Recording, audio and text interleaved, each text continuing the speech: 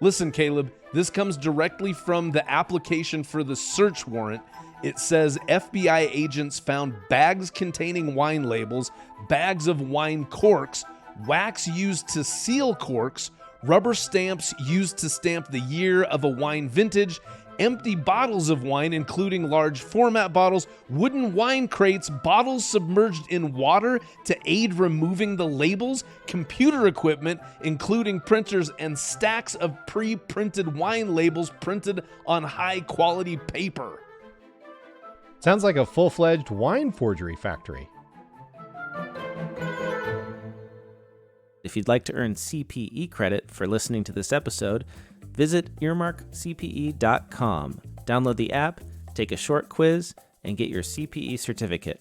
Continuing education has never been so easy. And now, on to the episode.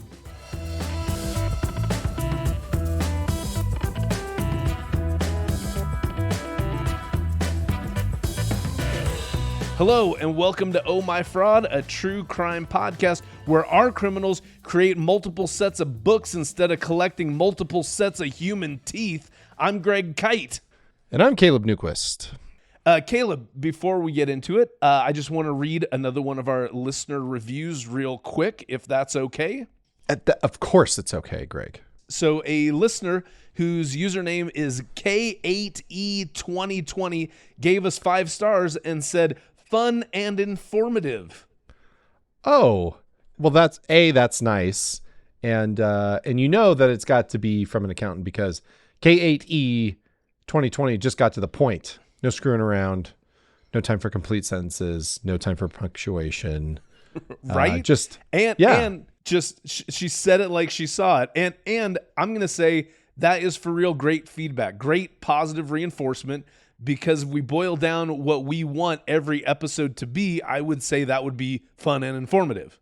Yeah, I think that's true. And so if you out there are listening, if you think our podcast is fun and informative, go leave us a review on Apple or Spotify or Earmark if you're here for the CPE. And then maybe we'll just read it on a future episode. Wouldn't that be a nice surprise for you? It'd be a wonderful treat. Yes, a delightful treat. So, Caleb, changing subjects. Yes. You've never struck me as a particularly sentimental person, but I'm still curious. Are you a collector of anything? Do you have like a secret collection stash of stuff that you just love finding and keeping? Oh, I'm curious where Greg is getting these insights on moi. Yeah, I am not a particularly sentimental person, but I do kind of like old things. So like I have like 3 or 4 typewriters. Some of them are they're pretty old, like they're from the 50s, including nice. That's a collection. Yeah, I mean, but I don't have that many, you know. I've got a couple. I just got a second adding machine. I have 2 old adding machines. I have a few typewriters. I have a small record collection. Like some people are really into vinyl and have like huge collections, and mine's pretty small. And like I have some fun records, but like I don't have like, I don't know. I hear about people that collect knives and shit, and I'm just like, what? What are you doing? What are people doing with knives? I don't know. I mean, I'm trying to think of another couple things. Like when we travel around the country, we like to go to national parks, and they have these vintage posters for all the national parks, and so we kind of collect those. Have you seen those? Yes, I have. I got a buddy who has like 4 of them in his living room. They're very cool. Yeah. So we collect those. I mean, that's just stuff that I like, though. You know, it's not like I wouldn't say that I'm like a speculator or anything like that. But you asked about collecting anyway. Yeah. Anyway, what about you, Greg? You have an interesting collection, don't you? I do. I'm very proud of my collection. Because I'm pretty confident that no one else has the same collection that I have because you mentioned when you travel to national parks, you get the vintage national parks posters. Yep. And it's not uncommon for people when they travel to collect things from everywhere they go, like, you know, like souvenir spoons or shot glasses or ashtrays or something like that's pretty standard. But for me, what I do whenever I'm out of state, I play the lottery until I win a cash prize. And listen, the cash prize has to be in. What's the most you've ever spent to win? Oh, well, it was in Louisiana was the most. I think I spent about $60. Wow. But listen, no, it's because Louisiana kept screwing with me because I kept winning, but I would either win a free ticket. I don't care about a free ticket, or I'd win $10. And I'm shooting for a prize that's in the single digits. So Gotcha. I kept, and this bodega where I kept buying my scratchers at, I went back there so many times and they just were confused and they just started laughing at me and busting my balls, right? Because I was back to get more scratchers. But after I win, so like I said, I want to win. I want to win single digits, and then I don't cash it at the state that I'm at. I bring it home with me. I go online, I print out the form, I fill out the paperwork, I put a stamp on it in an envelope, I send it snail mail, and I wait for a paper check to get sent. I collect lottery checks from different states, and when it comes, I laminate it and I put it up on the wall, and they're all 12 of them are hanging right over there on my wall, and it is one of my most prized possessions. Matter of fact, I just won Montana just last month. I got a Montana check, and it's mostly free. Nobody, I don't think anybody who's ever come to my house has been like, "What are these?" And it's just I have to point them out because they're not that they don't really pop. So. But right. but the fun thing is accountants usually really appreciate it because they know how frustrating it must be for all these states first off, the whole cash prize is completely upside down because the state to get me a $1 check, the state probably has to do about $30 worth of work. So that's got to be frustrating on one hand. And then the accountants are also like, and you're not cashing these checks ever. So whoever's reconciling the state lottery bank accounts going, this goddamn Greg Kyte still hasn't cashed his $2 check from Louisiana. When is he going to do that? So, which delights me. That tickles me. Yeah. Always off by a buck or two. Exactly. That's about the weirdest fucking collection I've ever heard about. So it's my pride and joy. But here you go. Love it. Next question. Love it. Okay. And you actually alluded to this earlier, so I think I know the answer is no. Yeah. But it sounds like, do you own anything that you're keeping only because there's a chance that maybe someday it'll be worth a lot of money? Like I'm thinking baseball cards or action figures or something like that. No, define a lot of money. Just more like than I'm not retiring on any. Yeah, well, that's the thing. None of this stuff. Okay, so it's like one of mine. I found a bunch of especially when I was younger. Like when I was started when I was around 12. I started anytime I saw a wheatback penny, I'd hang on to it. Oh yeah. So I've got a bag of wheatback pennies, and those count. Someday that wheatback penny will be worth 2 cents, and then my big wheatback penny payout will be $1.08, which will be so great for my kids. The other two, and again, these are all long shots. The other ones, for some reason, I got a couple of comic books that I'm holding on to. Superman #1. No, nothing nearly that cool. I've got an old Casper the Friendly Ghost. That I got. I think somebody gave me here. If you're watching this on the video, here's a picture of it. I'm not even smart enough to know. It might be. I don't even know what number this is. I can't see it on. Oh, number 218. Casper the Friendly Ghost, number 218. So that sounds like a low number for him. And yeah, all this stuff. This random crap that flotsam that I've held on to. Wow.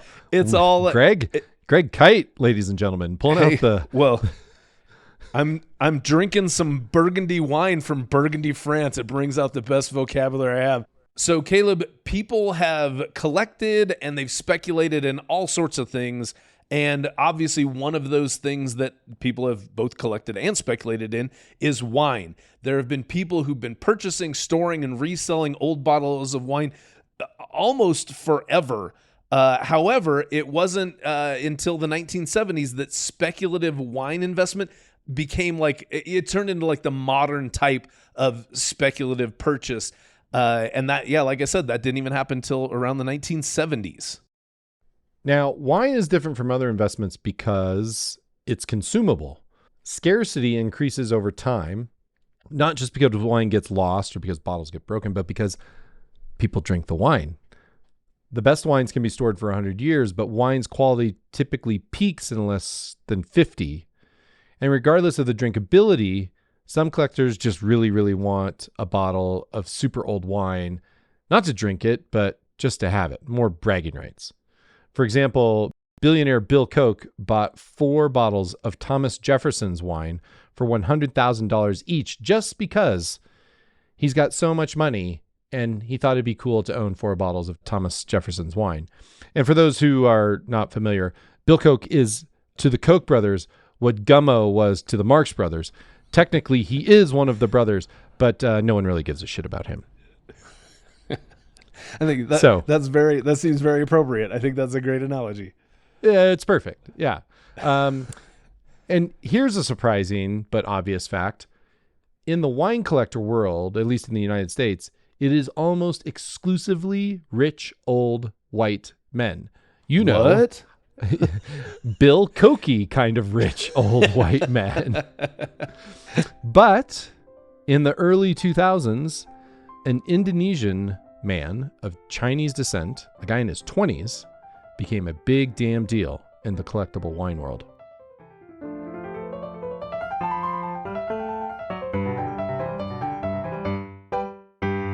This new entrant into the collectible wine community was named Rudy Kurniawan. He was born in 1976 in Jakarta, Indonesia, and he came to the United States somewhere around 1993, presumably to go to school at Cal State Northridge, a school from which he did graduate. And while he was a student, he lived in a modest apartment in Pasadena with one of his older brothers. And then in 2001, their mom moved in with them. You know how when you're in college, the coolest thing that you can do is have your mom move in with you? That's what happened to good old Rudy. And turns out Rudy wasn't just a wine enthusiast in the collectible wine community. He was known in the community as a wine savant. He had this incredible ability, this incredible palate for wine, where he could identify wines just by smell and taste. There's this story, a firsthand story of someone who saw him at this blind wine tasting event, where he was able to accurately identify both the winery and the vintage of 10 out of 12 wines. Do you understand what I'm saying, Caleb? I do. I understand you perfectly well. Yeah, because he was like, what am I drinking here? I've got Beaujolais from Louis Jadot in Burgundy, France. So he could taste it and go, oh yeah, this is a Beaujolais from Louis Jadot, and he'd be like, I think it's a 2021, and he like that's what he could do just from tasting it, not from. I mean, I have to keep looking at the bottle just to tell you what it is, and it's right in front of me. So that's what this guy could do. It's amazing. Yeah, and impressive. And arguably, this guy Rudy, he had the most refined palate for wine ever. He was kind of the wine goat when it came to this kind of thing. And according kind of the origin story, Rudy's origin story, as told by himself, is that his love of wine began somewhere. It was either he couldn't remember if it was 1999 or 2000, but he did remember it was at one of his dad's birthday parties, where he ordered a bottle of 1996 Opus 1 Cabernet Sauvignon, and apparently it blew his goddamn mind. And there was something about that bottle of Opus 1 that like flipped a switch in his brain. And at that point, basically, this sounds hyperbolic, but he really did basically just devoted his life to fine wine from that point on. Full disclosure. Okay. I've been to Opus 1 and I drank some Cabernet and it was good, but it didn't blow my goddamn mind. So either I have a shit for palate, or maybe this Rudy character is I don't know, a little bit theatrical when it comes to wine. I don't know. Well, okay. Well, both of us watch. What do you? I don't think that's too far of a stretch. Oh, okay. We both watched a documentary about Rudy, and he did seem, there was something that did seem a little bit kind of theatrical about him. His interest and enthusiasm for wine was so overblown that, at least for people who aren't that excited about wine, it does seem a little bit overblown, a little over the top. I will say, I like wine fine. I don't like it so much that I kind of go on. Like, if you watch this documentary called Sour Grapes, the people that they talk to on there are just going on and on and on and on and on. And I like wine. I like it fine. I've had some very nice experiences, but hearing these people and hearing Rudy talk about it is really fucking annoying. It's just fucking annoying. Right. It's kind of like listening to somebody explain crypto. There's kind of there's definitely a feel that's similar to both of those. Yeah. Nicely said. Nicely said. So like I said, Rudy went all in on fine wine after his exposure to the Opus One Cab Sauv. Is that what the cool kids call it? Is it Cab Sauv? Sure. Now. Yeah. Yep. And so Rudy started going to every tasting, like wine tasting event that he could attend, and he started spending an insane amount of money buying wines. Some of these tastings that he went to would cost as much as $25,000 to attend a tasting, and which is ridiculous. But then, compared to what Rudy spent on wine just in the years between 2004 and 2008, he bought $40 million worth of wine on his Black American Express card. And that's just what he bought on his Black American Express card. I couldn't find anything that said how much he bought on his Orange Discover card. So that could be up to $800, which I think is the limit. Yeah, like $1,500 on something. All Discover cards. Yeah. So but regardless, it was at least $40 million he spent. So $10 million a year for 4 years on wine. Crazy. Sure. Yep. Now, Caleb, you might be asking, where did Rudy get all this money to just dump into old amazing wine? That's a great question. And it was also a question a lot of people in the wine world were asking of Rudy as well, because he's this new entrant into this place and he's just buying up everything. And so Rudy claimed that his family, he had a lot of money because his family had a lot of money. And his family had a lot of money because his family had exclusive rights to import Heineken beer into Indonesia. Now, I don't know a whole lot about Heineken beer, and I don't know a lot about the beer market in Indonesia, but I would have to think that if one family got a taste of every Heineken beer that any Indonesian ever drank, there's a decent chance you could be sitting on a pretty big pile of money, don't you think? Yeah, absolutely. Yeah. That seems like Makes sense. A license. That could potentially be a license to print money. Yeah, potentially. And again, don't know a lot, but that was one of the things about Rudy, is that he always, he'd answer everybody's questions, and a lot of times he'd be a little bit, vague with his answers. And so there's always kind of this mystery about him. But the mystery was, it made sense that there was mystery because, because the other thing that he claimed is that as a rich kid with rich parents, he did receive a monthly allowance of $1 million.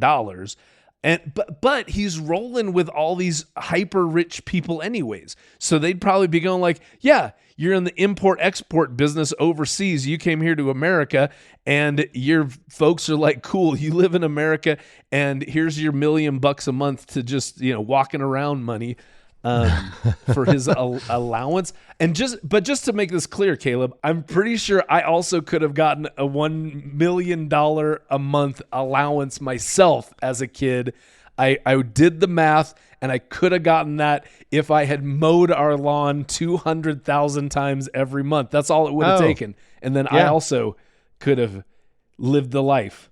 Would have been amazing. Think of all the wine I could have bought as a 13-year-old. It would have been vast.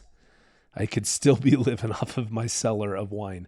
But Caleb, not only did he buy tons of wine, he also sold tons of wine. So he was very much in the speculative, I'm going to buy low, sell high kind of thing. Here, just to put this in perspective. So again, between 2004 and 2008, he bought $40 million worth of wine. And then in 2006, just in the year 2006, Rudy sold 17,000 bottles of wine at auction, which grossed him over $35 million. So the guy's he's a wheeler dealer. He's in this thing. Yeah, not bad. And dude, everybody loved him. This guy was universally beloved by everybody in the wine community. He was a rock star. Because again, like we said, he had this godlike palate for wine. He had this encyclopedic knowledge of wine. And on top of that, he was extremely generous and extremely humble with everybody else who was in this, tip of the top crust of humanity who could buy $40,000 bottles of wine. He was very well known for opening and sharing these ridiculously expensive, ridiculously rare bottles of wine that he just happened to own.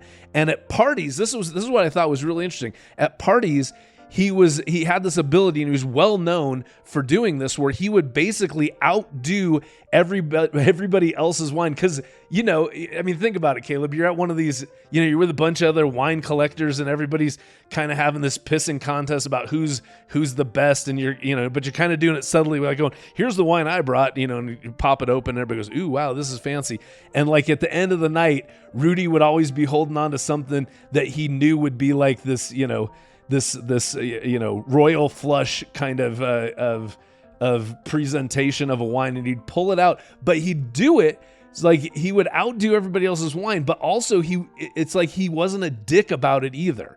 So because of that, the wine community absolutely loved him. Here's a quote from the book In Vino Duplicitus. It says, Rudy wanted to share the pleasure, and he did not seek gratitude. And so gratitude is exactly what he got. But then there was a wine auction in New York City, April 2008. The Great Recession was underway. It wasn't a great recession. It was a pretty awful recession, but nevertheless. It's a pretty horrible recession. Yeah. But this was still before Lehman Brothers had gone under. So a lot of us were still, kind of in denial. And as a result, people were still spending on ungodly amounts of money on wine.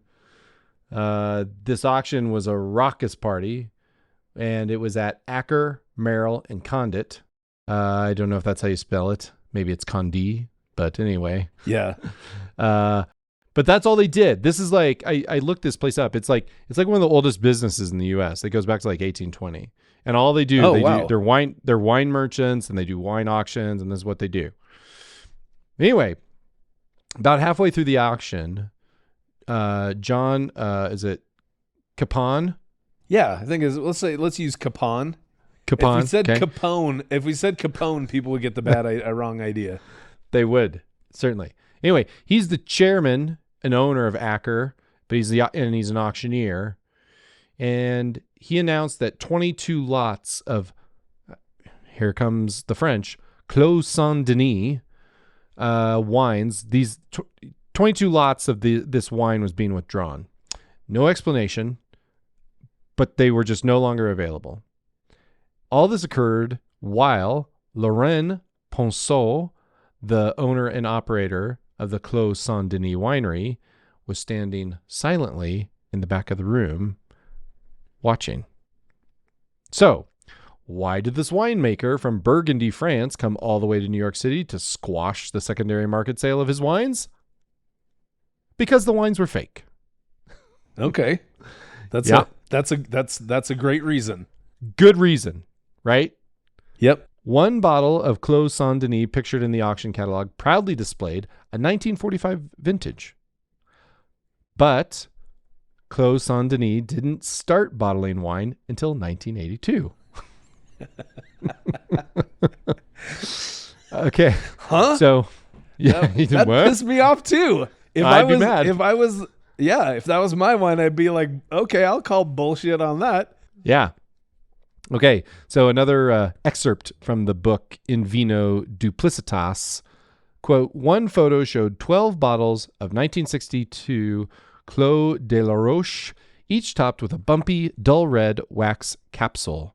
But unlike the wax crowns in the Acker photos, Ponceaus are smooth instead of bumpy, bright red rather than dull red.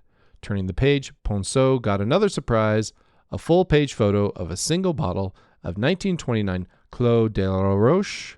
The label stated, okay, here we go, more French. Good luck. Millon, Good luck. Millon bouteille à domaine, bottled at the property. That, says Ponceau, could not be. My grandfather did not bottle wine at our domain until 1934. End quote. I was so French? hoping you'd do the accent.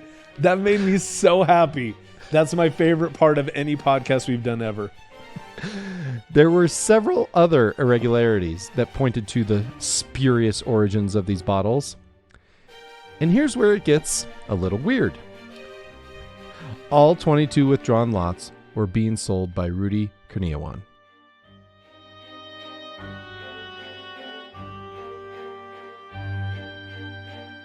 Laurent Ponceau, the guy at the back of the auction that in my brain is just very disappointed as he looks on with the proceedings. So he knew of Rudy, but he did not know Rudy personally. And so while he was in New York, he scheduled what must have felt like the most awkward lunch meeting ever with Rudy. Probably felt a lot like Rudy probably felt like he was being called into the principal's office, and Laurent Ponceau probably very much felt like the vice principal calling him in. And while at the lunch, Ponceau asked him point blank, "Where did you get the wine from?" And Rudy, in response, he expressed his disappointment that the wines were fake. And he was understandably embarrassed and frustrated that he'd been bamboozled into buying them in the first place. But like I said, Ponceau wanted to know where he got them from. Rudy said he couldn't remember who he'd purchased the wines from, but he promised Ponceau that he'd go through his records and give that information to Ponceau. So, about 6 weeks later, Rudy sent Ponceau an email stating that he purchased the wines from, quote, the seller of Pakhendra in Asia. And then later, in July, so a couple months later, Ponceau met with Rudy again, this time in Los Angeles. And at that meeting, Rudy also gave Ponceau 2 phone numbers for Pakhendra, both of them being phone numbers for Indonesian phone numbers.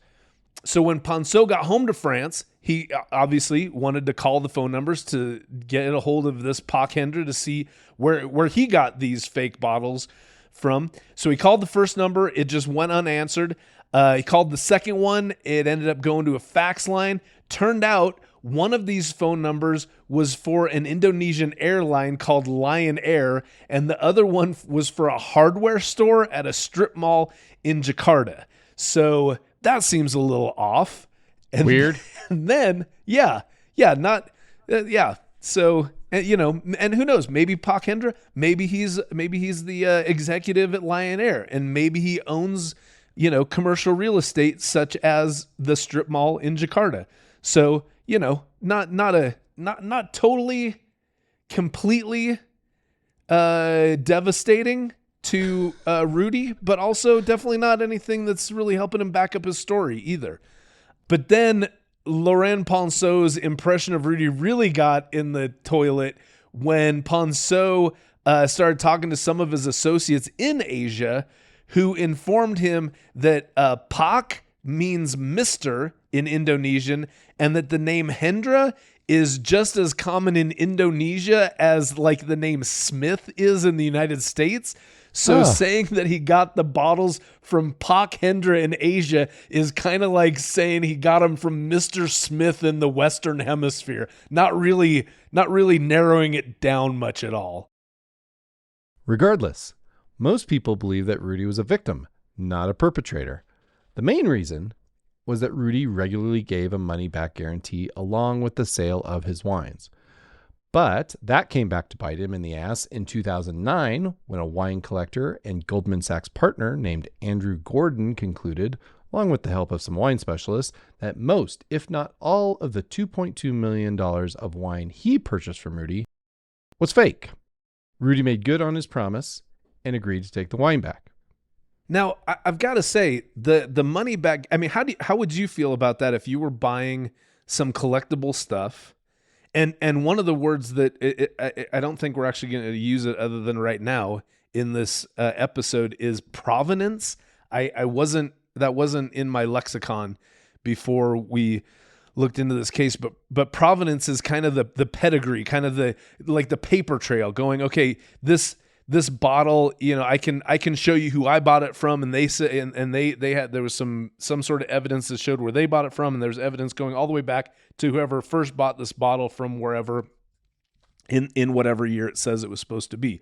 So, lacking provenance, I think a money back guarantee seems to be to me, that would be a pretty powerful incentive to believe somebody that this is the real stuff. Potentially. Agreed. And yeah, potentially, or it could be a great way for a scammer to really continue to pull the wool further over your eyes. 100%. And by the way, provenance should have been in your lexicon because it came up in episode 31. Inigo Philbrick in the Inigo Philbrick and the Art of the Fraud, God because damn provenance is very important in artwork secondary sales. I think I blacked out for that episode. You blacked out for that episode. Listeners, go back and check out episode 31 and see if Greg is with us on that one. Listen, okay, so some people, here's the thing.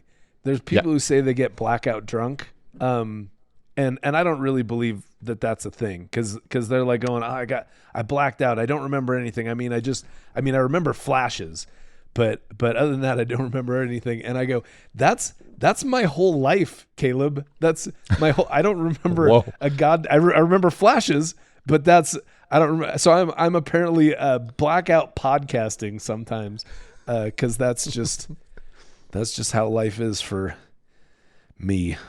American Greg Kyte. Yep. Remember Bill Koch? He found out that a bunch of his collectible wines were fakes, like 40,000 bottles of fakes that cost him $4 million. That, understandably, pissed him off. And what does a super rich guy do when he gets pissed off? I don't know either, but in this case, he started suing anybody who might have ever put a finger on any of his fake bottles of wine. That seems appropriate. Yeah. One of the people he sued sent him a check refunding the entire amount Koch paid for the wine, plus interest. Because, but Koch wanted blood, not money. He's got money. Yeah. Yeah, he wanted blood. So he sent the check back and sued the guy anyway. Right. Because you would think that if somebody's pissed off at you, send them all their money back and add some on there for interest, and they'll be like, cool, we're square. But that just shows that this is like a Kill Bill level revenge for the fake bottles of wine. Koch was pretty successful with his lawsuits, but he wasn't satisfied. So he had one of his people, a retired FBI agent who had been gathering evidence for his civil cases. He had that guy contact the FBI to try to get criminal charges filed against the unfortunate people who happened to be on Koch's shit list. After receiving all the information from Koch's investigations, the FBI determined that the most provable case was the case against Rudy Kurniawan. So, after combing through Rudy's emails and combing through his credit card records, the FBI discovered that Rudy was buying a lot of really fancy paper, a lot of ink pads in different colors, and a shit ton of French wax. He was also having tons and tons of empty wine bottles, like fancy wine bottles, shipped to his house from fancy restaurants in New York and in California. And he also sent emails to experts asking about which French waxes were the most brittle. He also purchased 2009 old non-collectible bottles of Burgundy. And again, you kind of go, why are he bought these things for like less than $100 a piece. And here's a guy who regularly spends thousands of dollars on every bottle, but he's buying these crappy ones that are clearly, non-drinkable at this point. So Rudy was purchasing a bunch of items that ostensibly would be necessary to counterfeit wine, and he was the seller of a lot of wine that experts had shown were counterfeit. And with all this information, the FBI felt like they had plenty of evidence for a case against Rudy, and therefore they were able to attain a warrant for Rudy's arrest, which was issued on March 6, 2012. And again, another account from the book In Vino Duplicitus. The FBI team donned bulletproof vests before driving to the unremarkable stucco-walled 4-bedroom home with a Lamborghini in the garage and a Mercedes and a Land Rover in the driveway. At precisely 6 o'clock a.m., an agent stepped up to the door to knock and announce, "FBI, open the door." No answer. The agent pounded louder. When it seemed certain that no one in the house could still be asleep, the agent said, "Get the ram," and just then, Kurniawan, pajama-clad, opened the door. Inside his house, they found Rudy's entire wine counterfeiting operation, complete with bottles soaking in the sink to get the labels off, and even recipes for how to duplicate the taste of old wines using newer, cheaper wines. On December 18th, 2013, a jury found Rudy guilty of manufacturing and selling millions of dollars of counterfeit wine. They also found him guilty of fraudulently obtaining a loan for $3 million. Oh, right. One detail we failed to mention earlier is that Rudy was up to his eyeballs in debt. He owed over $10 million to Acker, the auction house. And although he promised to refund $2.2 million to Andrew Gordon, the Goldman Sachs guy, he never actually paid him. And when he applied for the $3 million loan, he forgot to tell the financier about any of this debt. And the collateral he pledged for this loan was already pledged to Acker for that loan. In August 2014, Rudy was sentenced to 10 years in prison. He was also ordered to forfeit $20 million and to pay $28 million in restitution to his victims. And oh, by the way, those 4 bottles of Thomas Jefferson wine that Bill Koch owns, they're fake. Not Rudy fakes, but still fakes. So, Greg, did we learn anything? Yeah, and again, it's one of those things where it's like learned or just some previous ideas, some previous beliefs were reinforced through this case. One of the things that was reinforced for me, Caleb, is that I'm a very trashy human being. Oh, please go on. What? You're being a little harsh, but please, I want to understand more. No. It's so easy to have your like self-esteem eroded when you read an entire book about people who are very distinguished and and they know the differences between any kinds of wine at all. And for me, I'm this punk from Utah who doesn't hardly even drink any wine because I don't even really like wine. So right there, I don't even really like wine. Trashy. And then the one wine that I do enjoy is Riscato, which is, I believe it's an Italian sparkling wine. It's a lot closer to to like Martinelli's sparkling apple cider than it is to wine. And then that got me thinking, okay, my favorite alcohol just in general is Lauder's brand scotch. Yeah, that's the $10 bottle of scotch, and I fucking love it because I'm trash.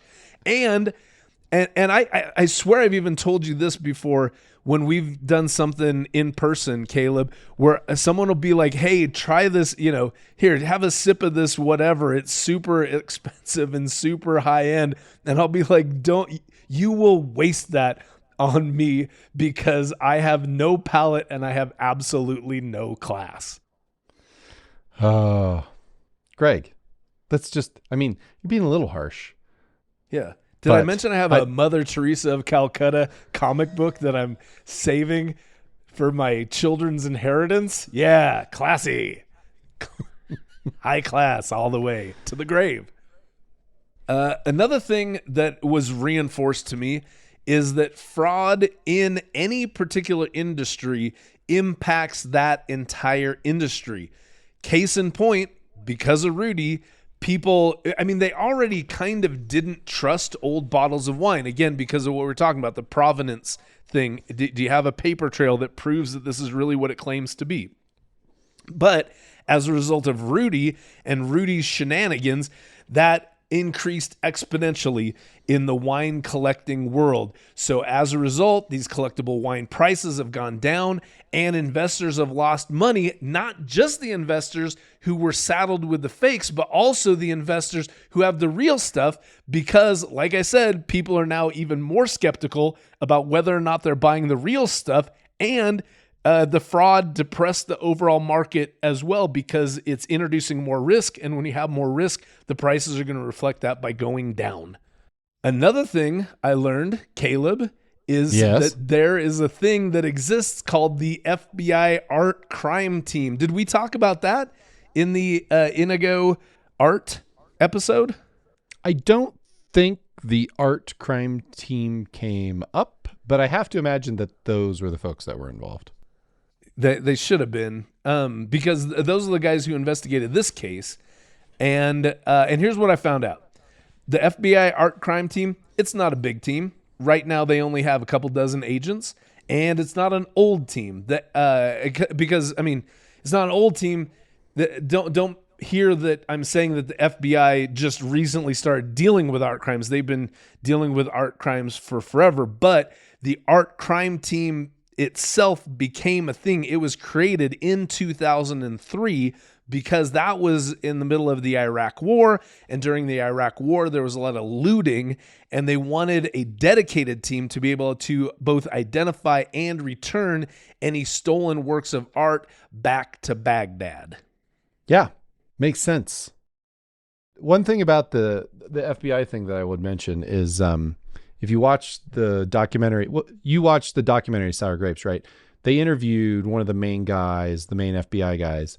And it was interesting because at one point he just said, I don't remember exactly how he said it, but he's just like, I'm just a finance guy. He's just an accountant, and he just happens to work on the art team. Because really, I think that's what's so interesting about really, so virtually everything that we talk about is like, these are just crimes of numbers, right?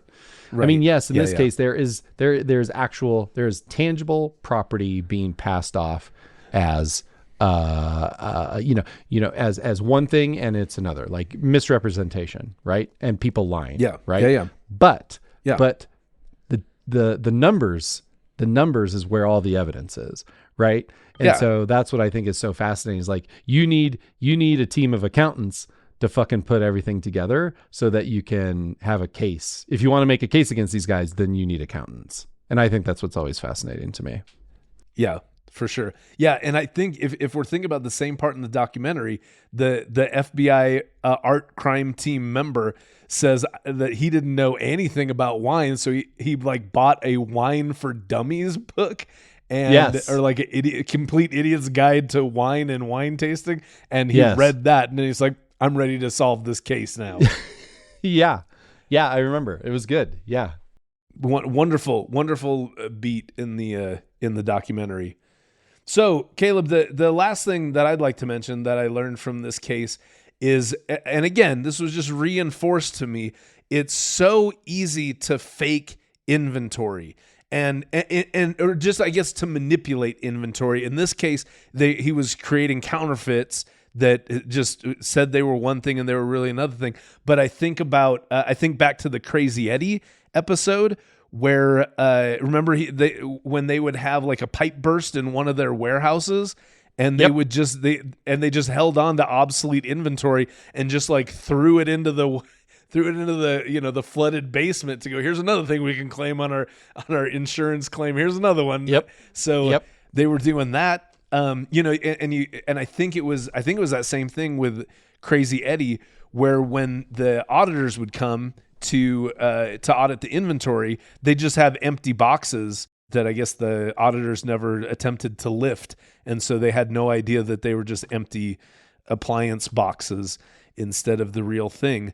I also think back to the salad oil scam, another way that inventory was just manipulated there, where they put water into the vats because oil rose to the top and water went to the bottom. And so the auditors would just dip a ladle in and go, yep, this looks like oil. But the ladle wasn't long enough to get down to below the layer of oil in the vat to where the water was. So inventory is a real easy thing to manipulate. In this case, it was fascinating to just see the ways that it was easy for Rudy to manipulate it, because like we've said, he had this incredible way. He could just tell when he knew what wines tasted like.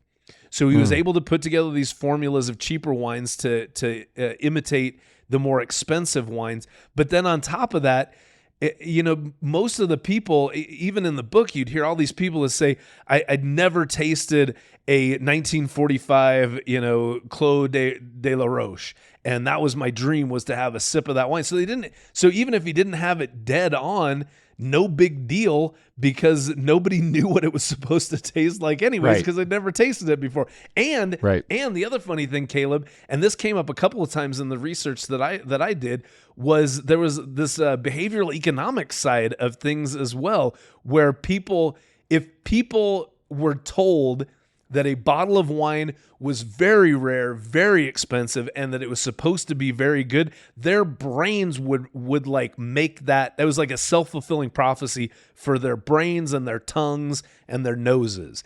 They would, if you were told this is an amazing bottle of old wine, even if later it was proved that it was fake, the people at the time that they partook in the wine would go, this is the best freaking wine I've ever had in my mouth in my whole damn life.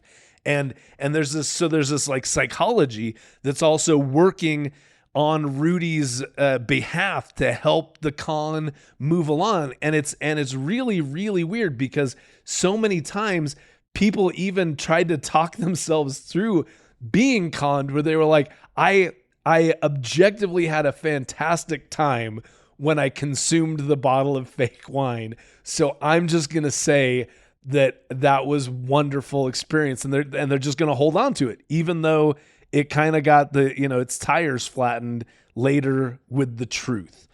So that was the stuff that was making Rudy's job easier. Some of the stuff that made it harder, though, is that, again, you've got people who are like fanatical about these bottles of wine. So we had the collectors and the drinkers who knew so much minutia about what they were getting into. Like for instance, Caleb, there was one story, we kind of gave some broader strokes about the bigger ways that people were tipped off to the fraudulent wine. But one of them was that I can't even remember what the word was, but there was a word on one of the bottles that during some years it had an accent over one of the letters, and on other vintages it had the accent over a different letter. And people were able to go, aha, this accent is over the letter on a year when there was no accent, or the accent was somewhere else. I mean, it's not even a letter. It's like a mark above the letter, and people going, gotcha.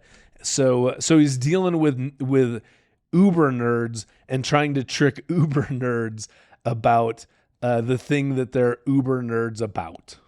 Yeah, he was able to fool most of the people most of the time, but not everybody. Not the Uber nerds, not the Uber wine nerds. Yeah, exactly. Yeah. I guess the only thing that I would mention is that this and I mentioned it earlier, but this episode reminds me a lot of episode 31, Inigo Philbrick and the Art of the Fraud. And it's, a young guy, a young talented guy in his field, his chosen field, who got in over his head, maybe.